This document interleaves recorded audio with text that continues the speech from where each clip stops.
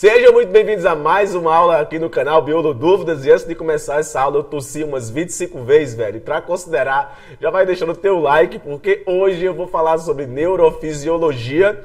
Uma aula ideal aí para quem não tá entendendo aí sistema nervoso. Eu garanto para você que depois que você sair dessa minha aula aqui sobre neurônios, você vai entender tudo que tiver de sistema nervoso, beleza? Então, depois da vinheta, vem comigo aí entender o que é o neurônio e como acontece a comunicação entre eles. Puxa a vinheta, Charles Darwin.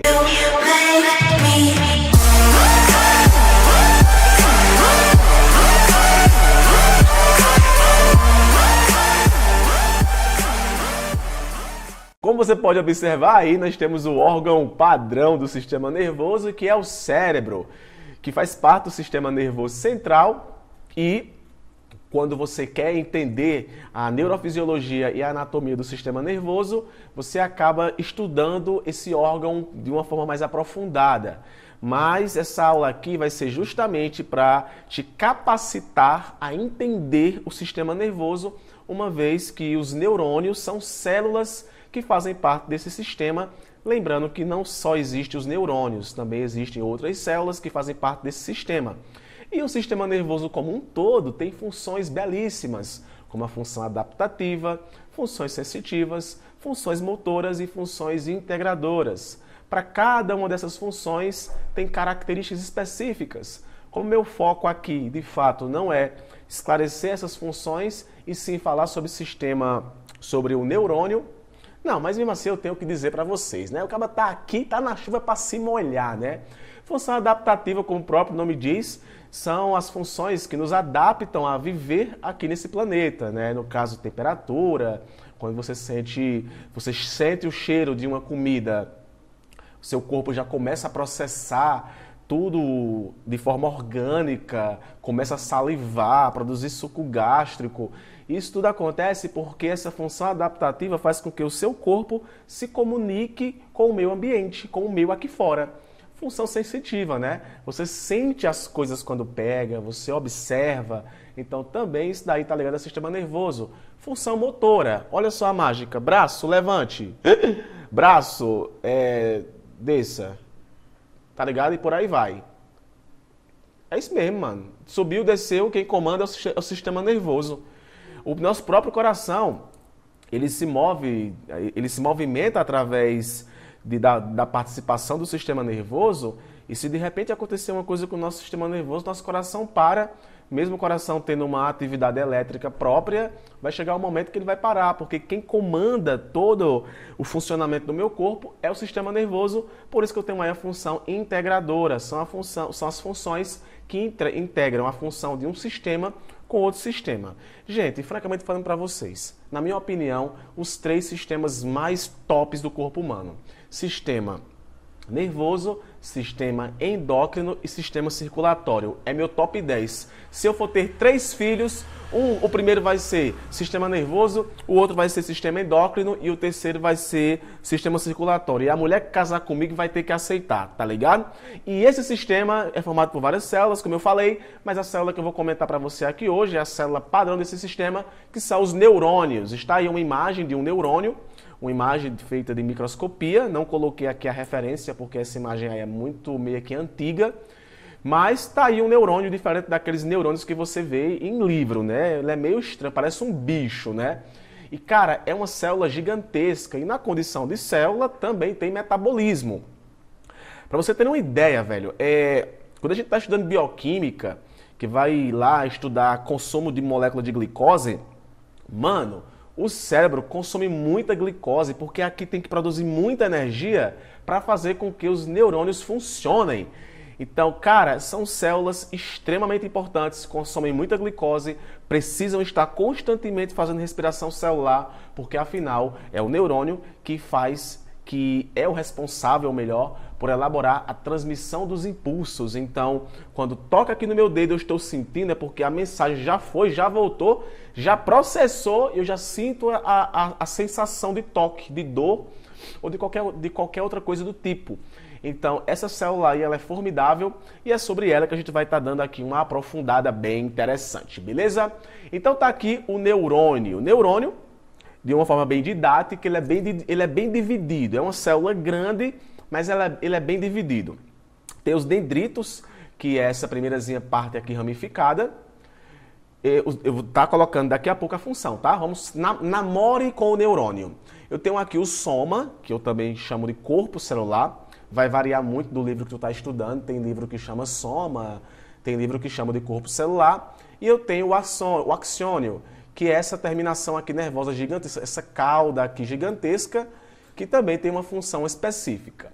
Então, o neurônio é formado por 3 partes: dendrito, corpo celular e axônio.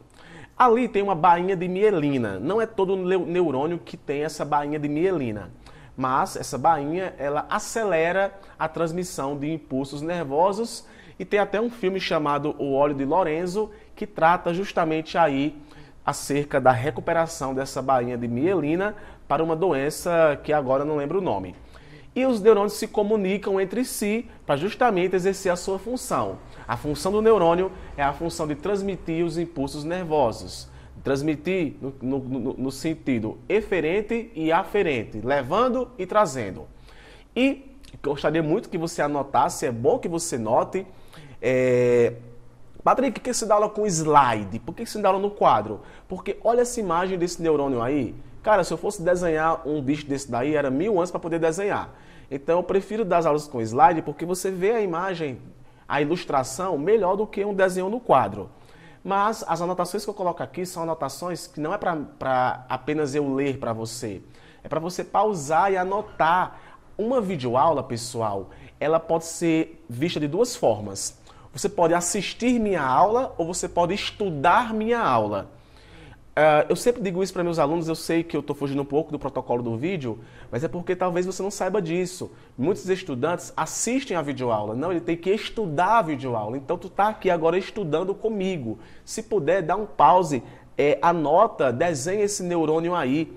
E olha só, cada informação que eu vou colocar aqui, desculpe, funções de cada uma dessas estruturas. Então, o ideal é que você anote, pausa o vídeo e anote. Então, vamos lá. Dendrito, corpo celular e axônio são as três partes que formam o neurônio.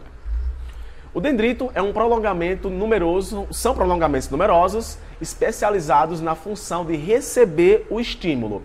Então, nunca esquece disso. Quem recebe o dendrito, quem transmite o axônio. Pronto.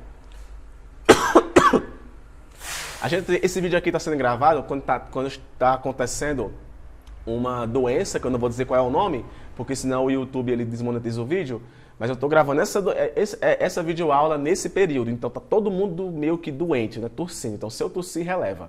Então, quem recebe o estímulo nervoso é o dendrito e quem transmite é o axônio, tudo bem? O corpo celular vai ser o lugar onde vão ser encontrado o núcleo da célula, juntamente com as suas organelas no seu citoplasma. Então, também chamado de pericárdio, é o centro trófico, ou seja, o centro das atividades de produção da célula. Também pode receber estímulos. Isso porque vai depender muito do tipo de sinapses que vão estar acontecendo.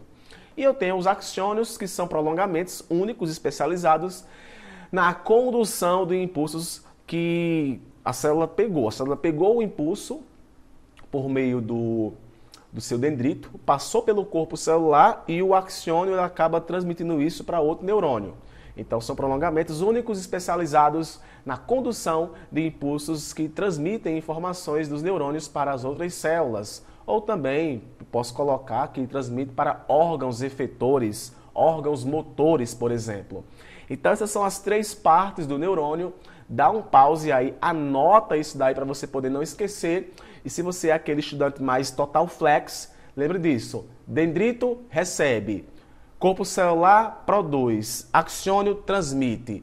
É isso que você tem que lembrar para você poder acabar aí acertando alguma pergunta de prova, seja na universidade ou seja em algum concurso público. Não sei qual é a sua finalidade de estar aqui hoje. E ali embaixo eu tenho uma transmissão de impulso nervoso chamada de sinapses. As sinapses são as conexões que acontecem com os neurônios. Mas calma que tem neurônio de todo jeito. Essa morfologia não é padrão, tá ligado? Existem neurônios de várias formas. Então eu tenho neurônios unipolar, neurônio bipolar e neurônios multipolares. Vão ter dois, e tem mais. Eu coloquei aí só 3 e aqui no texto eu coloquei 4, mas existem vários outros tipos de neurônios, tudo bem? Então tem os neurônios multipolares, que são a maioria dos neurônios existentes, então o ideal é que você anote isso. Neurônios multipolares, os mais numerosos no corpo humano, apresentando mais de 2 prolongamentos celulares. Esses neurônios são encontrados no sistema nervoso central. Então, neurônios multipolares, neurônios que têm maior quantidade e têm mais de 2 prolongamentos. Olha só aqui, mais de 2 prolongamentos. Calma que você anota já. Neurônios bipolares, né, como o próprio nome diz, vai apresentar 2 axônios. Apresentam somente um dendrito e um axônio. Estão presentes nas estruturas sensoriais, como na mucosa olfatória e na retina. Então, apresentam somente um dendrito e um axônio. Então, está aqui o neurônio bipolar. Neurônios pseudo-unipolares. No caso do corpo celular, parte uma ramificação que posteriormente é dividida em 2. Uma desempenhará o papel de dendrito e a outra de axônio. São encontrados em diversas áreas sensitivas da medula espinhal, tendo a função de transmitir diversos impulsos nervosos, como por exemplo sensações de frio, calor, tato, entre outros. E por fim, os neurônios unipolares apresentam um único axônio. São as células nervosas mais simples e estão presentes nos órgãos dos sentidos.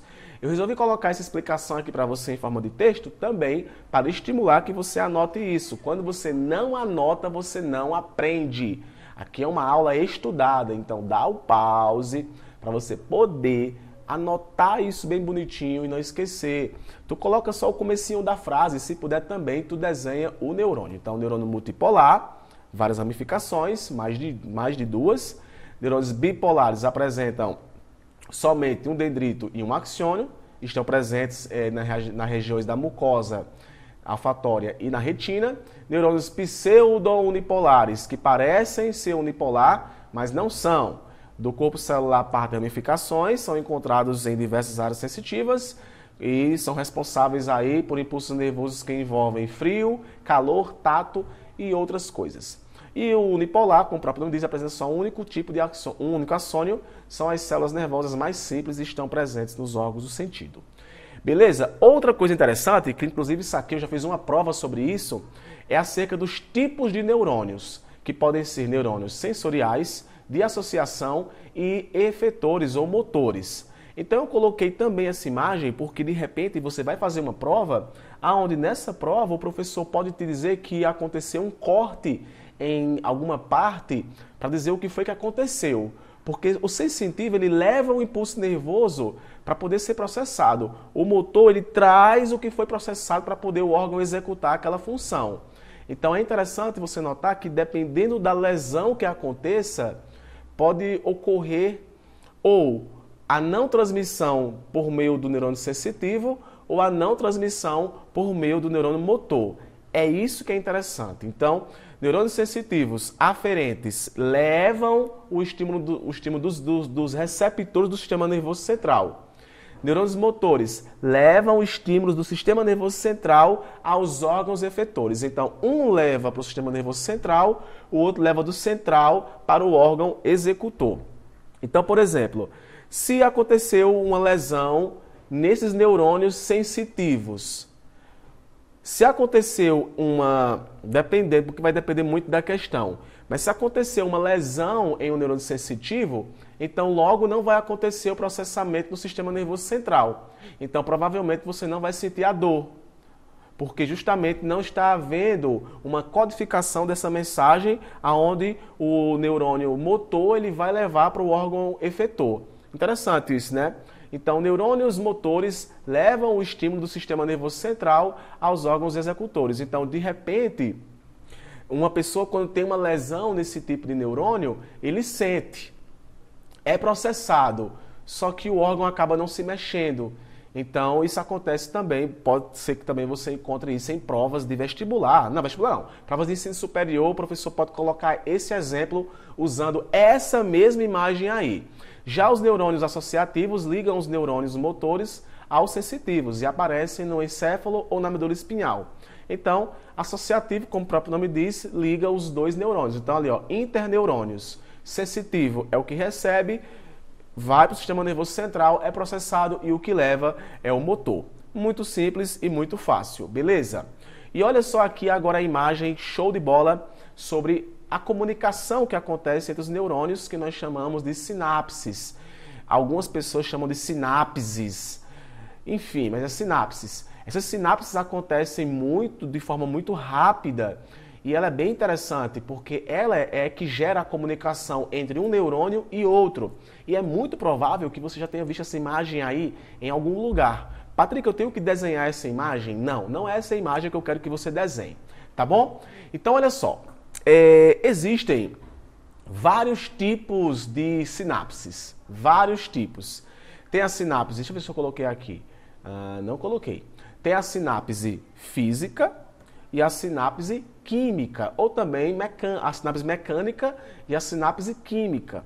Na sinapse mecânica ou física, como também é chamada, os neurônios eles são conectados entre si, eles são muito próximos, eles se tocam, não existe uma fenda sináptica entre eles. Então, nesse tipo de sinapse, eles estão extremamente unidos, diferente da sinapse química, que vai existir um espaço entre ela. Isso é bem interessante e eu acho, mano, que eu tinha colocado aqui uma foto para vocês sobre isso e essa foto aqui acabou desaparecendo. Eu tinha colocado essa imagem, mas... tá aqui embaixo, desculpe, ó. A sinapse elétrica e a sinapse química. A sinapse elétrica, que também é um nome que eu posso dar, a sinapse física e mecânica, também posso chamar de elétrica, é uma sinapse a qual o espaço, ele não existe. Na verdade, tem um espaço, só que esse espaço ele é preenchido por canais, que imediatamente já fazem a comunicação entre os neurônios. Então, a sinapse elétrica, a comunicação ela é feita por meio desses canais. Já a sinapse química, ela é feita por meio de neurotransmissores, que levam o impulso nervoso de um neurônio A para um neurônio B. Isso é bem interessante. Então, a sinapse química tem espaço entre os neurônios. A sinapse elétrica, esse espaço ele não vai existir porque ele é preenchido por canais. E esses canais são também especializações de membrana. Ali colocou uma junção comunicante. Essa junção comunicante tem vários tipos. A tipo gap é uma delas, também tem os desmossomos. Então, os neurônios vão estar conectados por meio dessas junções. As sinapses que nós mais comentamos é a sinapse química, que acontece entre dois neurônios e existe um espaço entre eles. Para poder acontecer isso, requer alguns fatores que são bem interessantes e eu gostaria muito que você anotasse. Então, sinapse elétrica, o espaço é preenchido por canais, a sinapse química vai existir uma fenda sináptica e a comunicação ela vai ser por meio de neurotransmissores, que daqui a pouco eu vou estar falando sobre eles. Então, para acontecer uma sinapse química, é necessário que você entenda algumas nomenclaturas que vão ser utilizadas quando eu começar a falar sobre elas. Então, eu tenho o potencial de repouso, que é quando o neurônio basicamente está polarizado. Eu tenho a mudança de potencial, que é quando o neurônio recebe o impulso nervoso. Eu tenho o potencial de ação, que é justamente importante para que aconteça essa mudança de potencial. Eu tenho a transmissão sináptica como um todo. Eu tenho a interação sináptica, que é justamente a relação que acontece entre os neurônios entre si e entre os neurônios com outro órgão efetor. E eu tenho os sinalizadores e receptores. Então, esses nomes aqui são nomes de prova. Se eu fosse você, estudante do ensino superior, colocava pré-requisitos para uma sinapse química e anotaria isso. E você vai ver que daqui a pouco, quando eu for explicar a sinapse, tudo isso aqui vai fazer sentido, tá bom? Então, olha só. É muito simples. O que gera um impulso nervoso o que gera um impulso nervoso elétrico são os íons. Íons, que são elementos químicos com carga elétrica, tem os íons negativos e os íons positivos, os cátions e os ânions. E alguns íons são fundamentais para que aconteça a transmissão do impulso nervoso. É esse quarteto que é maravilhoso. O sódio, o potássio, o cloro e o cálcio. Esses íons são fundamentais porque, graças ao transporte que acontece na membrana, esse transporte que acontece entre deles na membrana é que vai estar mudando a concentração interna e externa deles. E com essa mudança de concentração interna e externa, muda a concentração positiva e negativa da membrana, fazendo com que aconteça a transmissão do impulso nervoso. Então, sódio, potássio, cloro e cálcio, eles são fundamentais para que aconteça a transmissão do impulso nervoso. Ou melhor, são eles que promovem a transmissão do impulso nervoso. Desculpe. Então, basicamente, é entrando e saindo esses elementos químicos que faz com que exista uma mudança elétrica na membrana plasmática do neurônio, fazendo com que aconteça a propagação do impulso nervoso. E para que esses neurônios eles entrem e saem da célula, é necessário a existência de alguns canais. Então eu tenho canais de extravasamento, eu tenho canais dependentes de ligantes e tenho os canais dependentes de voltagem.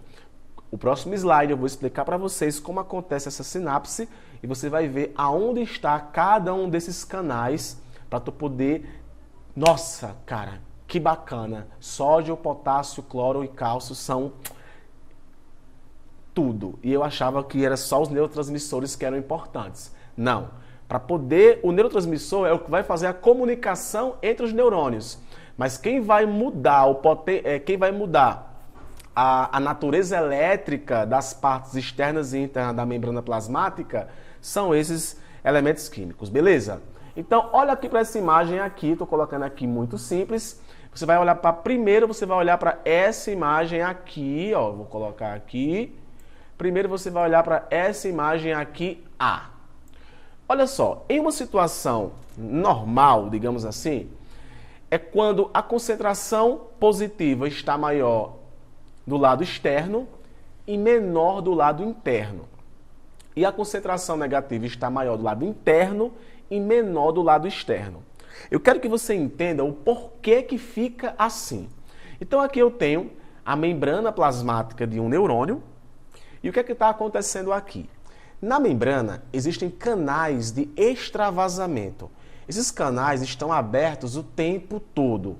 Só que são canais específicos apenas para o íon potássio. Então, só o potássio é que pode passar por esses canais de extravasamento, promovendo esse efluxo, ou seja, a saída de potássio de dentro da célula. Só que o potássio, ele acaba atraindo outras moléculas de carga elétrica negativa, como, por exemplo, aminoácidos. Por isso que eu coloquei aí o A e o negativo, para tu poder entender que são aminoácidos. Então, cada vez que o potássio está saindo por canais de extravasamento, a concentração interna na membrana, no lado intracelular, vai ficando negativo. Isso porque o potássio ele acaba atraindo esses aminoácidos com carga elétrica negativa. Patrick, mas por que esses aminoácidos não conseguem sair dentro da célula? Como eu falei, esses canais eles são específicos para potássio. Isso faz com que aqui fora a concentração maior seja positiva e aqui dentro a concentração maior seja negativa. Então eu digo que isso aqui é uma membrana polarizada. Quando acontece a despolarização, é quando a carga externa, a carga elétrica no meio extracelular fica negativa e no meio intracelular fica positiva. Para isso acontecer, é algo interessante que acontece. Na membrana dos neurônios também existem canais dependentes de ligantes. Esses canais dependentes de ligantes, como o próprio nome diz, eles só são ativados quando essas moléculas elas se ligam aos receptores desses canais. Essas moléculas aqui, elas são neurotransmissores. Acetilcolina, GABA, a noradrenalina, serotonina. Então, esses neurotransmissores, eles se conectam a esses canais dependentes de ligantes e fazem com que tanto sódio como potássio, eles passem a entrar para dentro da célula. Ó, tuf, tuf. E a mesma coisa que aconteceu no exemplo A, vai acontecer no exemplo B, só que de forma contrária.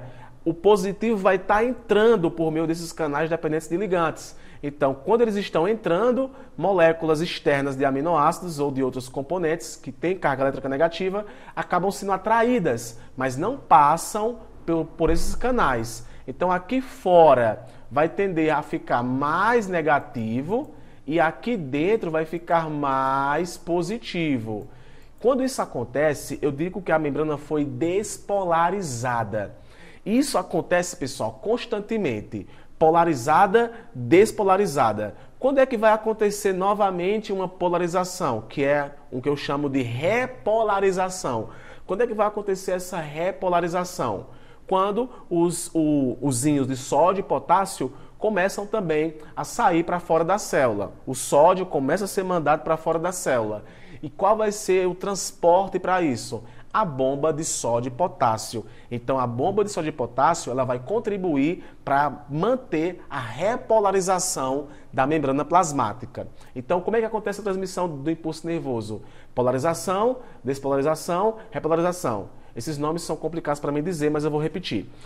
Polarização, despolarização, repolarização. Quando você é gago, você não consegue falar esses nomes, mas eu creio que você entendeu. Então fica nessa, entrando e saindo, e o impulso nervoso sendo levado. Ó, ó esse somzinho, viu?